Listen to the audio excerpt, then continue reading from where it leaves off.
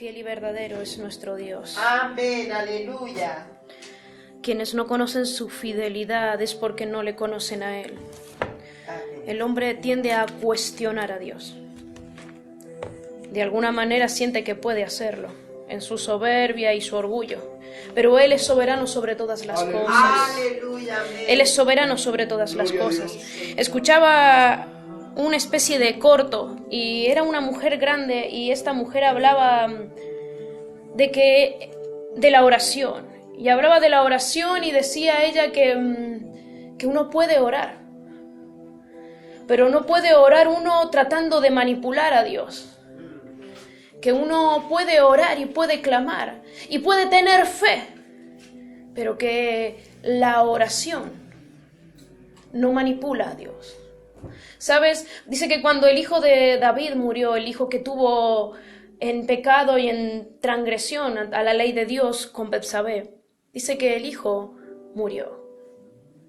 Y solemos preguntarnos si era justo que un niño inocente, que aún no había nacido, no había conocido todavía el pecado, naciese o no naciese.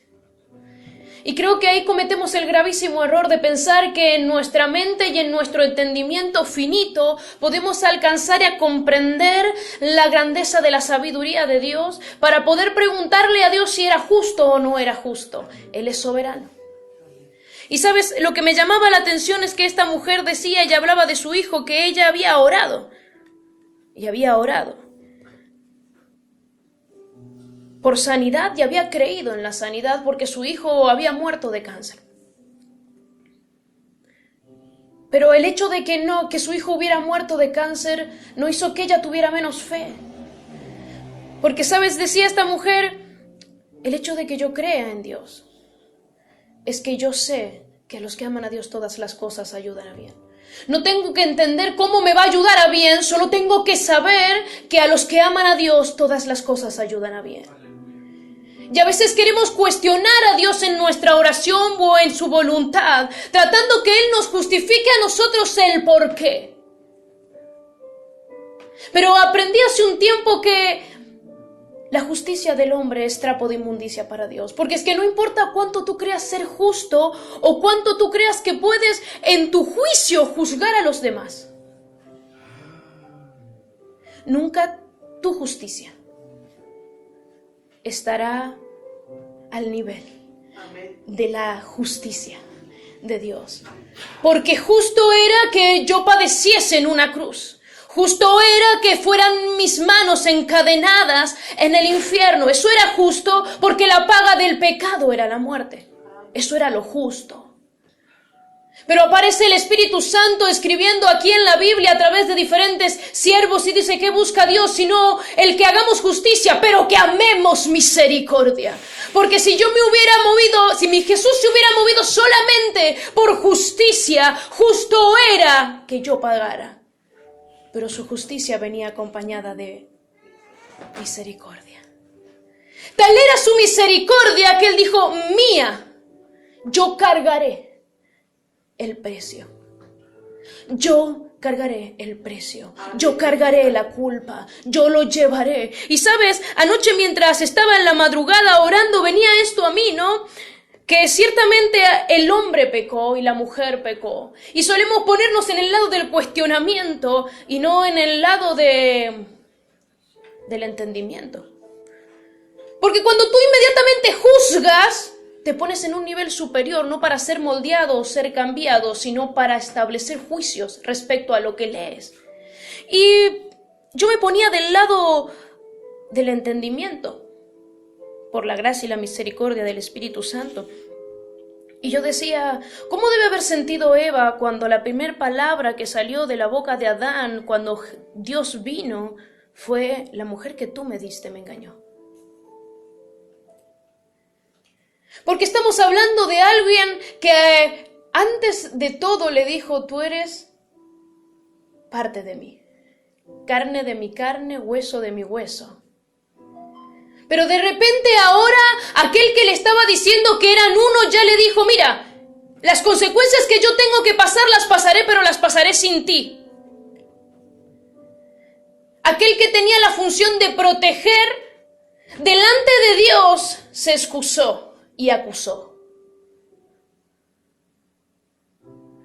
Aquel que antes tomó en el seno para amar, no se sacrificó. Y sabes, esa es la diferencia que hubo entre el primer Adán y el segundo Adán. Porque el primer Adán no se presentó delante de Dios diciendo, mía es la culpa, yo cargaré. Sino que automáticamente dijo, la mujer que tú me diste fue la que me dio a comer. Ella fue. Responsabilizando a dos personas, una era la mujer y la otra era Dios. Tú me diste algo que estaba fallado. Porque al hombre siempre le es más fácil encontrar en el otro el problema. Por esto nuestra justicia está totalmente contaminada si no es en Cristo. Porque miramos de maneras erróneas e incorrectas. Pero cuando Jesús vino, Jesús dijo, yo pagaré. Dios había establecido un pacto de amor en el principio. Un pacto de amor que fue quebrantado por causa del pecado. Pero cuando Jesús vino, el segundo Adán vino a restablecer ese pacto de amor. Y meditaba yo qué hubiera sido si en vez de que un Adán ya caído hubiese justificado en vez de condenar. Hubiese justificado en vez de condenar. Si hubiera asumido la responsabilidad. Porque, ¿sabes? Es verdad que juicio vino sobre el hombre y la mujer, pero cuando tú vas leyendo la Biblia, Dios no responsabiliza a la mujer, responsabiliza al hombre. Si la mujer vio, pero a Adán se le había dado el proteger. Era una responsabilidad de él. Pero sin tratar de echar culpas, digo, Dios responsabiliza a Adán. No lo excluye. ¿Sabes? No dice, ok, Adán, tienes razón. Fue la mujer, déjame que yo juzgo a la mujer. Déjame que yo la condeno. No fue así.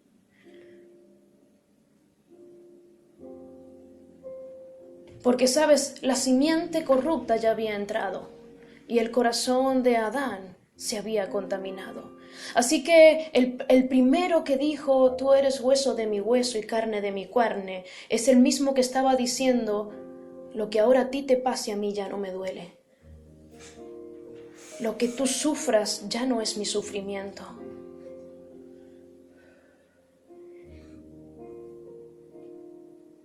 Así que después apareció nuestro Jesús.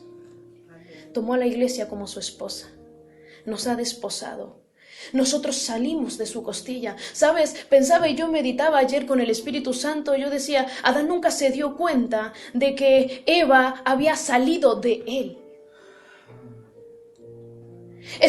No es que Eva era imperfecta y Dios la había hecho imperfecta. Adán debió haber pensado que Eva había salido de él. De él. Porque eran uno. Y cuando Jesús vino y dijo que ellos sean uno, como tú y yo, Padre, somos uno. Él estaba haciendo un clamor un clamor profético, porque cuando Cristo murió y su costado fue atravesado, dice que sangre y agua salieron. ¿Sabes por qué? Porque nosotros, la iglesia, vino a manifestación a través del sacrificio de Jesús. La esposa limpia, santa, pura, del Cordero de Dios que volverá por ella, salió de Jesús.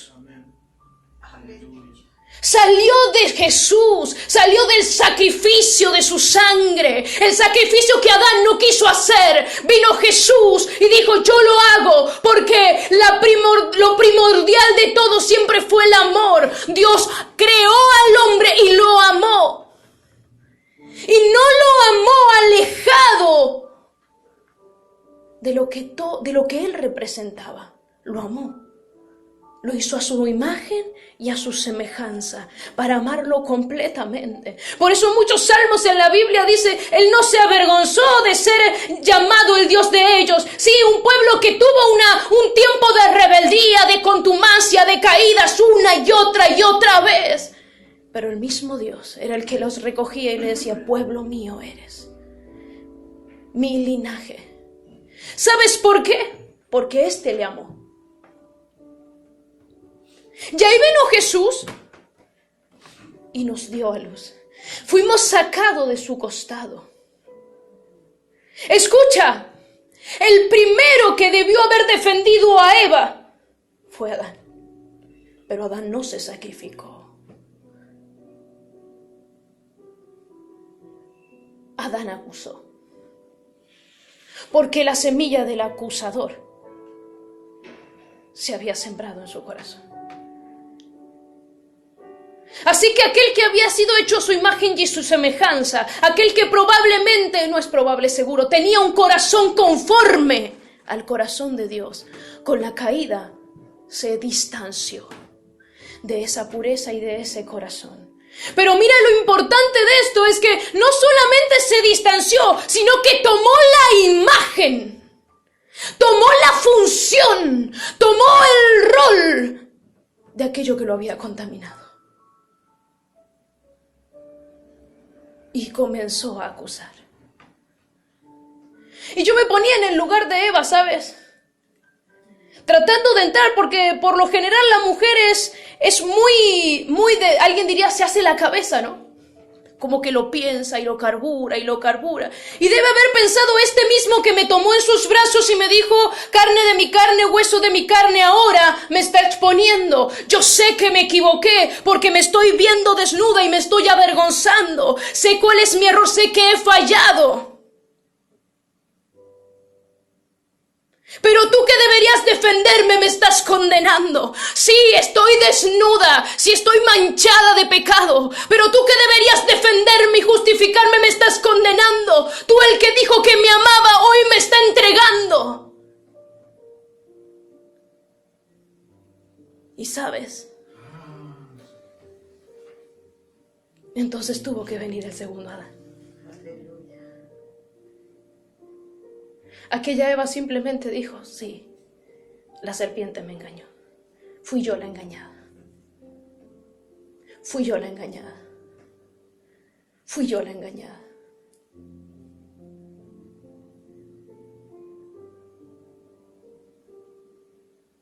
Y no por algo Dios estableció de dónde vendría el Salvador. Y Cristo vino y dijo, yo voy a pagar.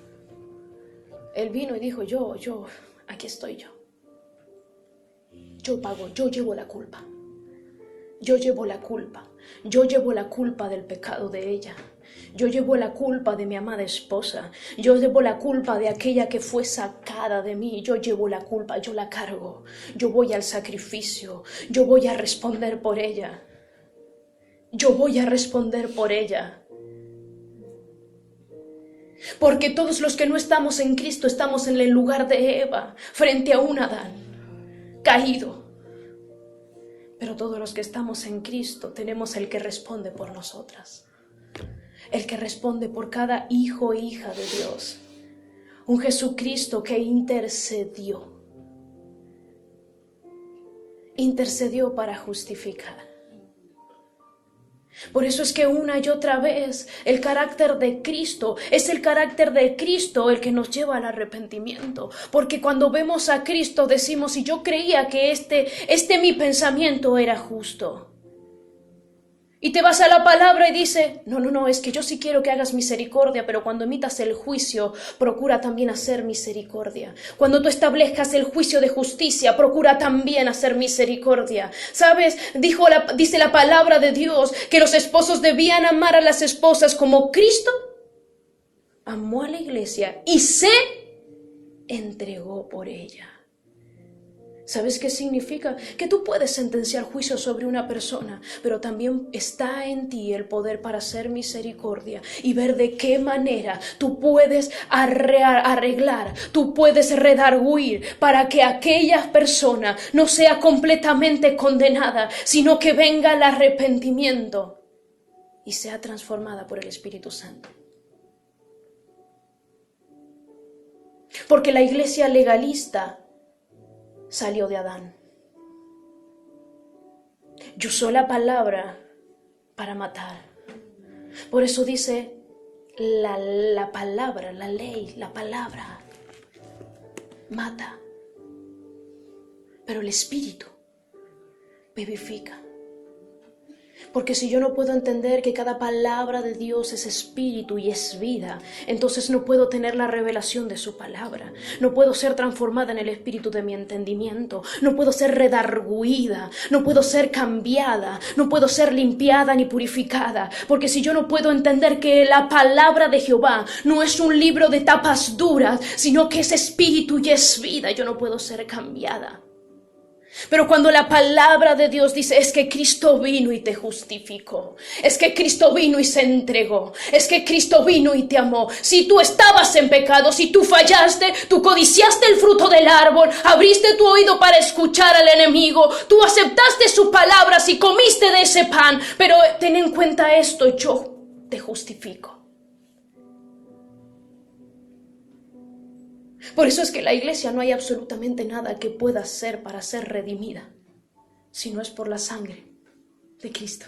Aleluya. Porque la mujer es santificada en el hombre y el hombre es santificado en su mujer. En Cristo fuimos santificados.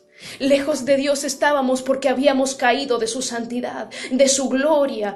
Oh, sí, habíamos caído. Pero cuando Cristo vino, nos reconcilió, porque en Él fuimos santificados. Por eso Él dice, cada vez que ustedes coman mi cuerpo y beban mi sangre, ustedes están en mí y yo estoy en ustedes. Y por medio de mí tienen acceso al Padre, porque ustedes en mí son santificados. Sin mí nada podéis hacer porque no son santos.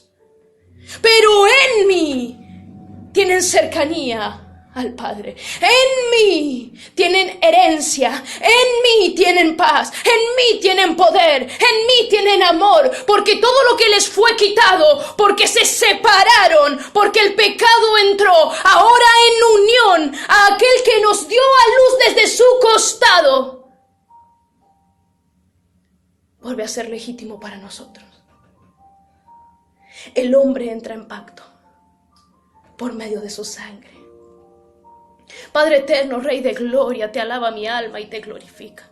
Tú eres Dios, eres el único y verdadero Dios, y fuera de ti no hay Dios. No hay palabras, Padre, que que vivifiquen si no son tus palabras, que sanen si no son tus palabras, que redarguyan si no son tus palabras. ¿Cuántas veces, Padre, hemos escuchado muchas palabras de muchos predicadores, pero nuestro corazón no ha sido cambiado, nuestro entendimiento no ha sido renovado? Pero tu palabra es espíritu y es vida. Tu palabra vivifica, cambia, sana, restaura. Tu palabra redarguye, limpia. Tu palabra destruye lo que tiene que ser destruido y derriba toda muralla, derriba todo pensamiento contrario. Es tu palabra la que comienza a establecer fundamentos firmes y sólidos para que seamos hechos a la imagen de Cristo. Aleluya.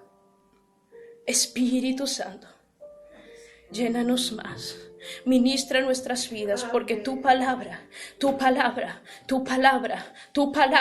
oh Verbo de Dios, es lo que necesitamos. En el nombre de Jesús, amén y amén. Amén. Sabes, yo sé que hago introducciones muy largas. La palabra de Dios la palabra de Dios es plena. Aún así, todo lo que digo en la introducción, que sería como una introducción, es parte de este mensaje. Yo creo que vayas conmigo rápidamente a Segunda de Samuel.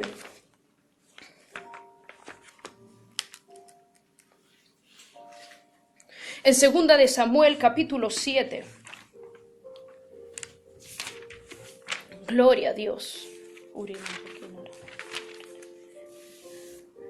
Dice la palabra de Dios en el capítulo 7 que habla del pacto de Dios. el pacto de Dios con David.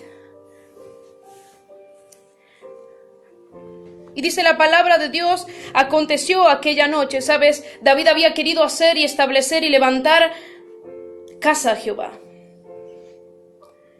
Entonces vino palabra de Jehová a Natán, porque Natán apresuradamente le dijo, todo lo que esté en tu corazón tú puedes hacerlo, porque Dios está contigo. Pero dice que vino palabra a la noche a Natán, diciendo, ve y di a mi siervo David, así ha dicho Jehová, ¿tú me has de edificar casa en que yo more? Ciertamente no he habitado en casa desde el día en que saqué a los hijos de Israel de Egipto hasta hoy, sino que he andado en tienda y en tabernáculo y en todo cuanto he andado con todos los hijos de Israel. ¿He hablado yo palabra alguna de las tribus de Israel a quien haya mandado apacentar a mi pueblo de Israel diciendo, ¿por qué no me habéis edificado casa de cedro? Porque quiero que entiendas que Dios le había dado a David una casa, era una casa preciosa. Tú puedes leer cómo esa casa fue edificada. Dios le hizo casa a David. Y buscó de aquellos que deberían haber sido sus enemigos y de esos tomó el material y mandaron los edificadores y la casa de David fue una casa extraordinaria. Y se halló David en una casa extraordinaria y pensó y tomó en cuenta lo que los ojos ven y lo que el corazón siente sin interpretar lo que hay detrás de todo ello. Y vio el tabernáculo que había levantado Moisés y dijo, mi casa es más lujosa, es más gloriosa y es más esplendorosa que ese lugar hecho de cortinas. Probablemente cortinas ya deterioradas. Y pensó David en su corazón, bajo sus razonamientos, que él podía hacer algo mejor. Porque él quería el esplendor. Era un hombre conforme al corazón de Dios, pero Dios vio la intención. La intención no era que lo que estaba era menos, sino que él podía dar algo mejor. Que lo que él había hecho hasta ese momento era insuficiente y que él podía entregar algo más, que él podía dar más. Por eso la intención del corazón de David es la que se revela aquí, aunque pudiésemos detectar otros detalles como, por ejemplo, el hecho de que él no entendía que habían muchas cosas específicas en la construcción del tabernáculo que hablaban de la divinidad de Dios. El hecho de que lo que era en el Antiguo Testamento no era más que la sombra de lo que habría de venir. El hecho de entender que en los cielos hay un tabernáculo celestial y que el tabernáculo que se edificó en la tierra fue una imagen de aquello que estaba en los cielos. Pero como todavía eso no había sido revelado o todavía no había un claro entendimiento, él dijo, yo quiero construirle una casa. Porque quiero decirte que si tú profundizas en el tabernáculo, tú te vas a dar cuenta que las cortinas no eran de cualquier cosa. Que el orden de las cortinas, el orden de los capiteles, los colores, las telas, los materiales, no eran cualquier cosa. Estaban hablando claramente de Jesús. Todo el tabernáculo habla de Jesús. Desde el principio hasta el final, habla de Jesús. Y él por esas cosas se le dio por pensar que él podía, así que Dios le dijo, no, yo no les he pedido esto, no lo pedí antes y no lo pido ahora. Así ha dicho Jehová, Dios de los ejércitos, yo te tomé del redil, de detrás de las ovejas, para que fueses príncipe sobre mi pueblo, sobre Israel, y he estado contigo en todo cuanto has andado, y he estado contigo en todo cuanto has andado. Y delante de ti he destruido a todos tus enemigos y te he dado nombre grande, como el nombre de los grandes que hay en la tierra. Además yo fijaré lugar a mi pueblo Israel y lo plantaré para que habite en ese lugar y nunca más sea removido, ni los inicuos lo aflijan más como al principio. Desde el día en que puse jueces sobre mi pueblo Israel. ¿Desde qué día Dios pretendía que el pueblo no sufriese aflicciones? Desde que sacó al pueblo y estableció jueces sobre ellos. No fue Dios el que quiso poner rey sobre Israel, sino que fue el pueblo que dijo, yo quiero, igual que las demás naciones. Dios les había dicho, miren, ustedes son mi pueblo, no son como los demás pueblos, no son como las demás naciones. Ustedes son mi especial tesoro. son distintos, son diferentes. No quieran parecerse a ellos porque ustedes son especiales. Pero el pueblo en necedad dijo, nosotros queremos reyes. Reyes. Queremos reyes como las demás naciones. ¿Sabes qué es lo que me llama a mí la atención? Es que específicamente dice como las demás naciones. Porque sus ojos no estaban puestos en Dios. Aunque el tabernáculo estaba en el centro, sus ojos no estaban puestos en Dios, estaban puestos en las demás naciones. Porque a veces nuestros ojos no están puestos en lo que dijo Dios de nosotros, sino en lo que dicen las demás naciones, lo que hacen las demás naciones. Así que tú tomas la identidad de aquello que estás constantemente viendo. Por eso dijo, puesto los ojos en Jesús. Cuando yo pongo mis ojos en Jesús, yo me identifico con Jesús. Pero cuando yo pongo los ojos en otro, me voy a identificar con ese otro. Voy a tomar la forma de ese otro. Así como Adán tomó la forma, tomó la imagen de ese otro que lo contaminó. Y dice después la palabra de Dios que él tuvo hijos a su imagen. No a la imagen de Dios, a su imagen. A la imagen de una naturaleza caída. Pero si nosotros ponemos los ojos en Jesús, es su imagen la que será formada. Es su imagen la que será formada. ¿Sabes? Escuchaba yo a alguien que decía que la mayoría de las personas que predica dentro de una iglesia con varios pastores que predican y otros, siempre tiende a tomar la forma, la expresión, palabras, frases de aquel del que se está nutriendo. Cuando comienza a formarse, comienza a tener características del maestro que lo formó. Por eso le decían, Pedro, oye, tú hablas como Jesús, tú hablas como ellos. Y sabes, después que vino el Espíritu Santo, un Pedro lleno del Espíritu Santo, hablaba como Jesús, pero ya no era solamente la forma, hablaba con autoridad. Como para que viniera un fariseo y le preguntara, ¿de dónde tú sacas esa autoridad? Como le preguntaron a Jesús. Porque ahora estaba lleno del Espíritu Santo de Dios. Y sabes, continúa la palabra de Dios y no me quiero extender mucho. Dice, he estado contigo, en el versículo 11, dice, desde el día en que puse jueces sobre mi pueblo Israel, y a ti te daré descanso de todos tus enemigos. Asimismo Jehová te hace saber que Él te hará casa, y cuando tus días sean cumplidos. O sea que los tiempos de David, ¿dónde estaban? En las manos de Dios. Decía David en uno de los salmos, mis tiempos están en tus manos. Aleluya. Todavía sus días no habían llegado y Dios le estaba diciendo, tranquilo, porque no te va a pasar nada hasta que no llegue el cumplimiento. No te va a pasar nada hasta que el tiempo que yo determiné para tus días no llegue. No podrán vencerte ni matarte antes hasta el día en que tus días sean cumplidos. Y eso no va a pasar cuando el enemigo quiera, hasta que tus días sean cumplidos. Yo tengo una franja temporal para ti aquí en la tierra y hasta que tú no llegues a este límite, nadie podrá hacerte nada. Tu vida está guardada en mis manos. Y dice la palabra de Dios, y duermas con tus padres, yo levantaré después de ti uno de tu linaje, el cual procederá de tus entrañas, y afirmaré su reino. Él edificará casa a mi nombre, y yo afirmaré para siempre el trono de su reino. Yo le seré a él padre, y él me será a mí hijo. Y si él hiciere mal, yo lo castigaré con vara de hombre y con azotes de hijo de hombres. Mira la misericordia de Dios. Porque si Dios nos castigara a nosotros siendo Él Dios y desde la justicia divina, nosotros no estaríamos aquí. Pero dice, yo los voy a castigar con vara de hombre y con azotes de hijo de hombre. Algo que es tolerable para ustedes.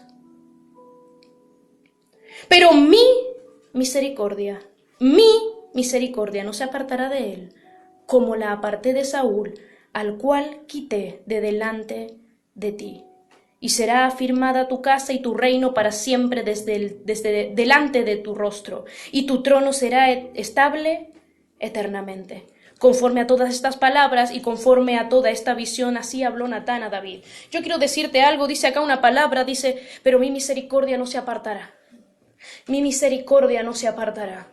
Y sabes, la palabra misericordia a lo largo de la Biblia está escrita de diferentes maneras, pero cuando uno la traduce del hebreo o del griego al sistema español, surgen modificaciones. Y la palabra misericordia acá no es misericordia. Esta palabra que es utilizada del hebreo no tiene una traducción a nuestro idioma. Es como una especie de reducción la que se ha utilizado aquí, como una especie de buscarle algún significado paralelo, pero no alcanza la plenitud del significado de la palabra. Y sabes, esa palabra es Hesed, es amor incondicional, es compromiso inquebrantable. ¿Y sabes qué? Es mutua pertenencia.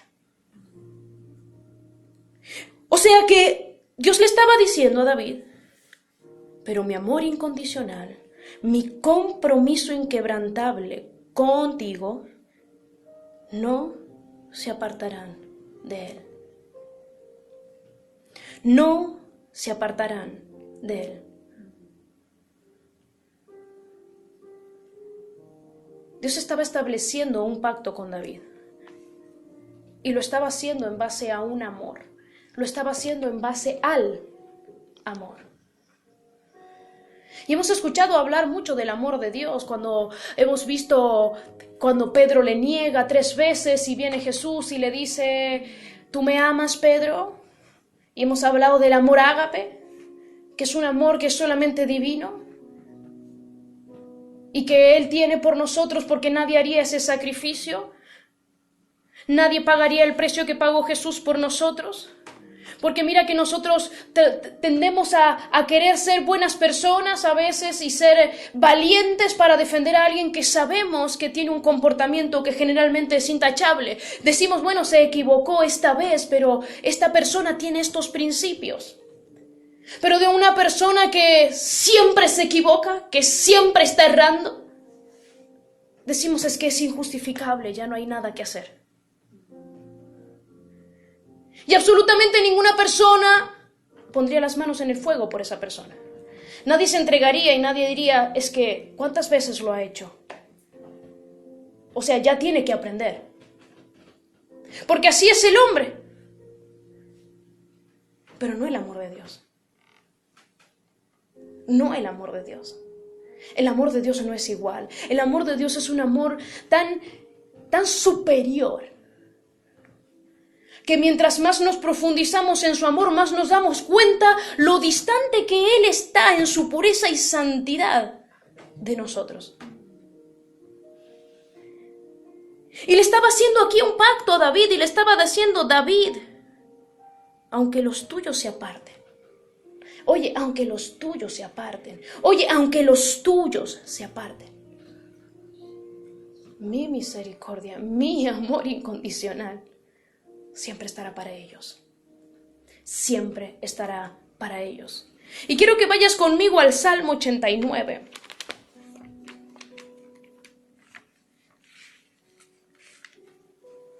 Aleluya. Maravillosa es la palabra de Dios. Amén. ¿Sabes? Este es un salmo que tú tendrías que leer completo. Pero yo voy a tomar solamente algunos versículos. Dice el 19, entonces hablaste en visión a tu santo y dijiste, he puesto el socorro sobre uno que es poderoso. He exaltado a un ungido de mi pueblo. Hallé a David mi siervo, lo ungí con mi santa unción. Escucha, acá la diferencia es abismal porque Dios está diciendo, hallé a uno del pueblo. Mi siervo. Y a este yo lo ungí con mi santa unción. Lo que hizo la diferencia entre un David rey y un David pastor de ovejas era la santa unción de Dios. Por eso en cada salmo de David, David le da la gloria a Dios. Y aun aunque se ha encontrado en momentos de que él ha sabido que se ha equivocado, le ha dicho, no apartes tu misericordia de mí. Le estaba diciendo, no apartes tu amor incondicional de mí. Recuerda, pon tu misericordia. Cuando se acerca a David y se acerca a Dios y le dice, ten piedad de mí, no conforme a mis justicias, sino conforme a tus muchas misericordias. ¿Sabes a lo que estaba yendo David? Estaba acudiendo al amor. Se estaba presentando delante de Dios, acudiendo a ese amor, a Gesed. Ese amor incondicional, ese compromiso. Cuando dice compromiso inquebrantable, es que es un compromiso inquebrantable. Tus fallas no lo quebrantan, no lo anulan ni lo dan de baja. Su amor es inquebrantable. Mira, que tú te mantengas lejos de Él y no recibas los beneficios de su amor no ha hecho que Dios deje de amarte. Porque dice la palabra de Dios, de tal manera amó Dios al mundo. No es que amó solamente a los judíos, no es que amó solamente a los que ayunan y oran. No, dice, de tal manera amó Dios al mundo, su creación, hechos a su imagen y a su semejanza, en pecado y caídos ahora, pero su amor permanece inquebrantable. Él no dejó de amarlos, que ellos se mantengan a distancia de Dios, que se mantengan escondidos y cubriendo su desnudez. No ha quitado que Dios los esté buscando, no ha quitado que Él los siga amando, porque dice, de tal manera amó Dios al mundo, y lo amó con un amor inquebrantable, un amor incondicional. Es el hombre el que se aleja de Dios y se mantiene distante, porque hoy no está el velo. El velo ha sido rasgado. La sangre de Cristo intercede y nos justifica. Gloria a Dios. Por eso el que se pierde, no tomando este gran regalo que Dios nos hizo.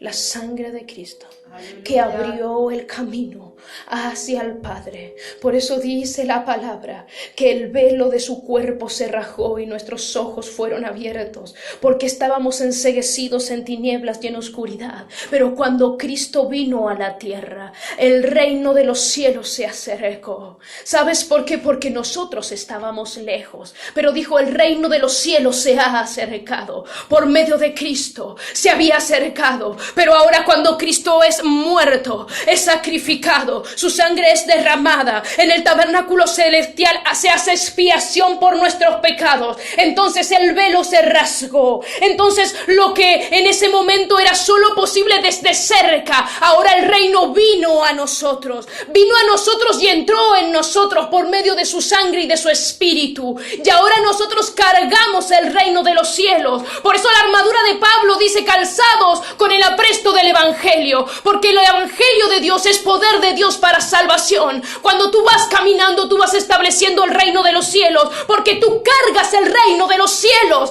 Antes estaba cerca cuando Jesús vino, pero cuando Él ofreció el sacrificio santo, puso el reino en nosotros, para que nosotros nos ensanchásemos. ¿Y cómo nos ensanchamos? Si no es por medio de las buenas nuevas de salvación. Si cada cristiano tomara en su boca el decir, y todo lo que pisare la planta de tus pies será vuestro, para el reino, no para lo material, para el reino de los cielos se hubiera ensanchado aún gloriosamente más.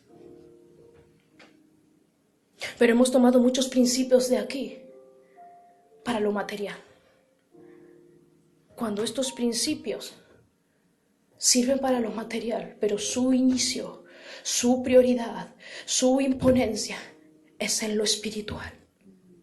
Y dice la palabra de Dios, y quiero seguir con esto: mi mano estará siempre con él, mi brazo también lo fortalecerá, no lo sorprenderá el enemigo, ni hijo de iniquidad lo quebrantará, sino que quebrantaré delante de él a sus enemigos. Y dice, mi verdad y mi misericordia estarán con él. Aleluya. y en mi nombre será exaltado su poder. Asimismo pondrá su mano sobre el mar. Y sabes, podemos seguirlo leyendo y yo quiero que tú después en casa lo leas, porque cuando tú vas leyendo, tú vas viendo cómo hablaba de Jesús, pero cómo hablaba de David, pero en David de Jesús. Porque si tú te pones a ver, en ningún lado dice que David puso las manos sobre el mar y que el mar le obedeció, pero sí dice que Jesús le dijo, enmudece. Y hubo gran bonanza. ¿Quién es este que aún los mares le obedecen? Y ya se había predicado de él. El que clamará, mi Padre eres tú, mi Dios y la roca de mi salvación. Aleluya. Yo también le pondré por primogénito, el más excelso de los reyes de la tierra. Para siempre le conservaré mi misericordia y mi pacto será firme con él. Pondré su descendencia para siempre y su trono como los días de los cielos. Si dejaren sus hijos mi ley y no anduvieren en mi juicio, si profanaren mis estatutos y no guardaren mis mandamientos, entonces castigaré con vara su rebelión y con azote su iniquidad, mas no quitaré de él mi misericordia. Aleluya. Y quiero que escuches, ni falsearé mi verdad. No olvidaré mi pacto, ni mudaré lo que ha salido de mis labios. Una vez he jurado por mi santidad y no mentiré a David. Y lo vamos a dejar hasta ahí, ¿sabes? Acá hay una palabra relevante cuando la palabra dice en el versículo 33, dice, no falsearé mi verdad. Y si tú lees más arriba, vuelve a hablar de la verdad. Dice 24, mi verdad y mi misericordia estarán con él. Yo quiero decirte algo, acá otra vez cuando habla de misericordia está hablando de ese amor. El término utilizado acá, que es intraducible, es Gesén, es ese amor incondicional. Pero le agrega algo, dice mi verdad. Y este término verdad es un término que se utiliza como emunán. Emunán es un término que nosotros usamos frecuentemente en cada oración que decimos, que es amén. Amén. Y la mayoría de las personas dice amén y amén. Así sea. Sí, así sea, dice. Pero yo quiero decirte que hay un significado mucho más amplio y mucho más poderoso. Porque cuando la palabra habla de emunán, aquí verdad, también significa fidelidad. También significa fe. Pero hay una característica primordial en este término y es que habla de una solidez. Por eso tú vas a escuchar que dice, mi palabra es verdad. Solidez, firmeza, constancia, continuidad, algo que es seguro y que es firme. Cuando tú oras a Dios y dices amén y amén, tú estás diciendo emunán. Estás sellando tu oración con la firmeza, no la firmeza de lo que tú tienes en tu corazón, sino la firmeza de la palabra de Jehová. Sea Dios veraz y todo hombre mentiroso, dice la palabra.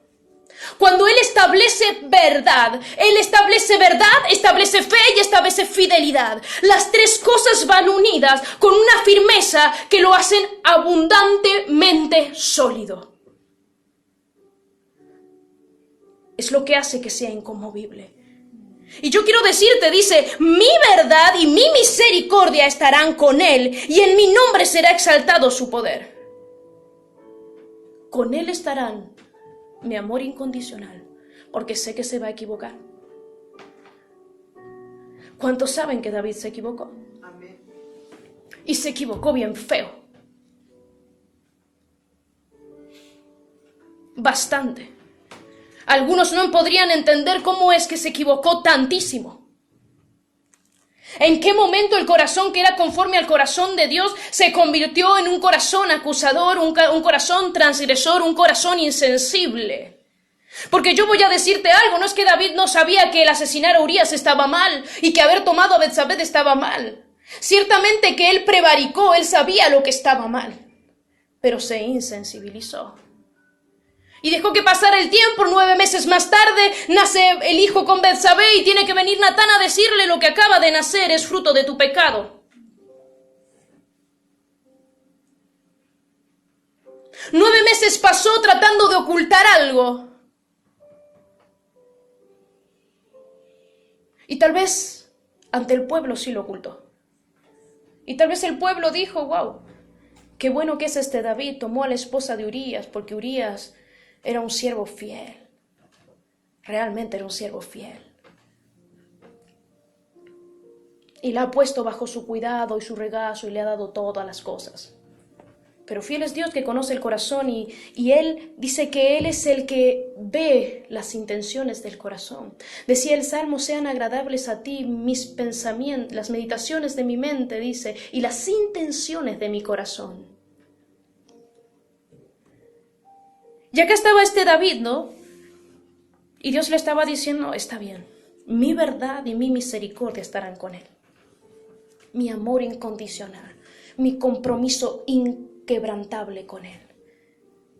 Y lo que yo dije de él que estaría en el trono, dije que conservaría su linaje, dije que lo bendeciría, dije que no lo dejaría. Y sabes, las dos cosas son importantes. Porque tú puedes caminar en el amor inquebrantable y vas a caer en el error de abusar de la gracia. Pero cuando tú caminas en la verdad y en el amor, te mantienes en el equilibrio. De no irte al legalismo, de decir, Dios me tiene que bendecir porque yo ya diezmé. Es un pacto que Dios estableció. Él me tiene que bendecir. En el equilibrio. Entre el amor incondicional y la verdad. Lo que Dios estableció. Y ahí estaba David. Ahí Dios lo tenía. Ahí podía caminar ese mismo que apenas Natán le dijo, se humilló, se arrepintió y dijo, contra ti, oh Jehová, he pecado. Reconociendo su pecado, reconociendo sus faltas. Y sabes, en el versículo 34, dice, no olvidaré mi pacto. No olvidaré mi pacto, ni mudaré lo que ha salido de mis labios. ¿Sabes? La palabra de Dios es maravillosa. Amén. La palabra pacto aquí es verit. Y tal vez hoy hemos hablado de muchos términos, pero no son términos para tomar a la ligera, porque marcan toda nuestra vida. El salmista Etán aquí estaba diciendo que Dios había dicho de David, no olvidaré mi pacto, no olvidaré mi pacto. Y la palabra de verit significa un camino o haber pasado entre pedazos de carne. Y cuando tú te vas a Génesis 15, encuentras a alguien que hizo eso.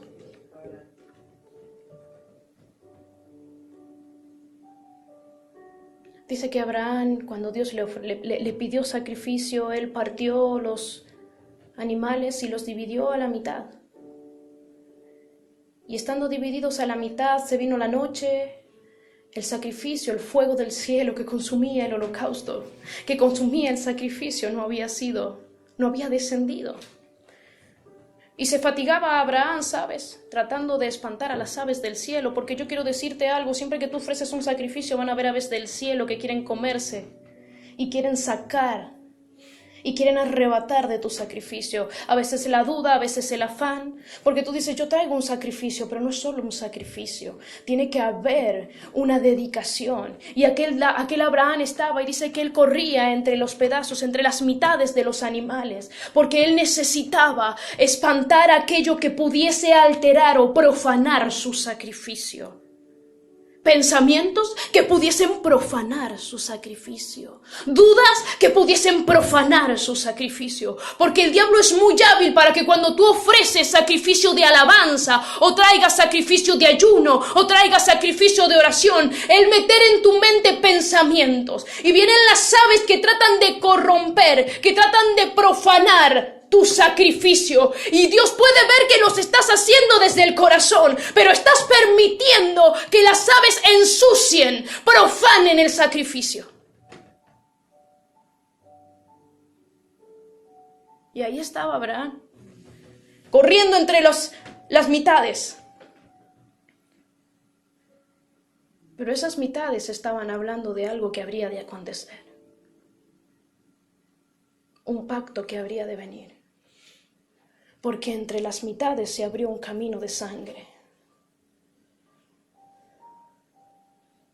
La promesa que se le fue hecha a Abraham no vino sino por medio de ese camino de sangre. Y Dios le estaba diciendo a David, mi pacto, a través de ese sacrificio de sangre. Sí, Cristo aún no había sido crucificado, no había venido la manifestación de su sacrificio, pero le estaba diciendo a través del sacrificio de sangre, a través de Cristo, a través de su sangre, a través de su sangre. Y yo quiero decirte algo, mira,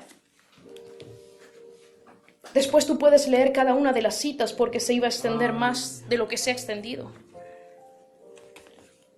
Dios no te ama como tú crees que te ama. Dios te ama más de lo que tú crees que te ama. Aleluya. Él te ama más de la revelación de lo que tú crees que Él te ama. Gracias, Señor. Y su palabra es tan verdadera y es tan firme sobre tu vida que se convierte en algo inquebrantable. Por eso es que la palabra de Dios, cuando utiliza el término Gesén, está hablando de un amor incondicional, un compromiso inquebrantable y una mutua pertenencia. ¿Sabes qué significa eso? Estamos en Él y Él está en nosotros. Somos de Él y Él es de nosotros. Él nos está volviendo y le estaba diciendo a David esto mismo, a través de esa sangre, a través de ese pacto, a través de ese amor incondicional, a través de esa mutua pertenencia. Tú estás en mí y yo estoy en ti. Ya no se escuchará más aquella palabra, aquella frase que tú escuchaste alguna vez cuando dijeron, ella es la culpable. Ahora escucharás, yo te justifico. En mí eres santificado, yo te amo, yo te escojo, yo te sostengo. Mi verdad y mi misericordia van delante de ti. Por eso tú puedes pelear. Por eso tú puedes mantenerte firme. Por eso vino Dios y le dijo, oye Caín, enseñoréate sobre el pecado, tú puedes hacerlo, porque yo te he dado esa autoridad. Hay decisión en el hombre. Pero si tú puedes entender que el amor con el que Dios te ama es mucho mayor, es tan abundante, es tan extremo. Por eso Él es un Dios celoso. Por eso Él no le gusta, Él abomina la idolatría. Cuando en tu corazón hay cosas que ocupan el lugar que debería ocupar solo Él. Cuando en tu corazón hay más tiempo para todo lo demás que para Él. Él lo abomina. ¿Y sabes por qué? Porque Él dice, es que te amo tanto. Que no puedo entender que tú estando en mí, yo estando en ti, tú no me sientas. Que yo estando en ti, tú estando en mí, tú no sientas como yo siento cuando te mantienes distante. Cuando te escondes de mi presencia. ¿Cómo tú no puedes sentir que yo me siento mal cuando tú estás lejos? Porque yo di mi vida por ti. Aleluya. Y tú dices, no, es la culpa. No es la culpa. O no siempre es la culpa. Es Dios que te está diciendo, acércate. Yo soy el que te santifico. Yo soy el que te justifico. Yo soy el que te capacito. Soy yo. Tú eres mía y yo soy tuyo. Tú eres mío y yo soy tuyo. Mi amor por ti es incondicional. No necesita que tú estés en una condición de perfección, porque el que te hace perfecto soy yo. No necesita que estés en una condición de santidad, porque el que te santifica soy yo. Pero ten en cuenta que mi verdad también va delante de ti. La verdad de Cristo nos alinea. Su fidelidad, su amor y su fidelidad nos mantienen en el eje para poder recibir todo lo que Él tiene para nosotros. Padre eterno, Rey de gloria, te damos gloria, honra y alabanza. Solo tú eres Dios y fuera de ti no hay Dios. Padre, quieras tú que esta palabra que tú has puesto en mis labios, Padre, y en mi corazón, ministre primeramente mi vida, la cambie, la transforme, la redarguya y la edifique, Padre, para tu gloria y para tu honra, pero también la de mis hermanos aquí, Padre. De todos aquellos al que llega, Padre, el sonido de esta voz, pero tu palabra. Que sea, Padre, edificando las vidas, cambiando. Amén. Que sea abriendo puertas, Padre, para que la victoria, Padre, que tú nos has dado, sea manifiesta en cada una de las vidas. Que puedan, Padre amado, tomarse de ese amor perfecto, de ese amor incondicional. Que puedan entender, Padre, que caminan en la verdad de Cristo, que todo lo que tú dijiste es verdad y que tú no vas a cambiar. Que tú no olvidarás el pacto ni falsearás tu verdad. Que lo que tú dijiste tú lo harás porque lo has prometido y así será, Padre eterno. Que puedan entender que cada vez que terminan una oración y la sellan sabiendo que es tu palabra la que va adelante, Padre. Que es tu promesa la que se cumplirá porque tú eres Dios. Y tú permaneces fiel porque no puedes negarte a ti mismo. Que sus espíritus sean fortalecidos, que sus cuerpos sean sanados, Padre eterno. Que sus almas sean santificadas. En Cristo. Tu misericordia y tu favor, tu verdad y tu fidelidad sea con cada uno de los que escucha, Padre. En el nombre de Jesús. Amén y amén.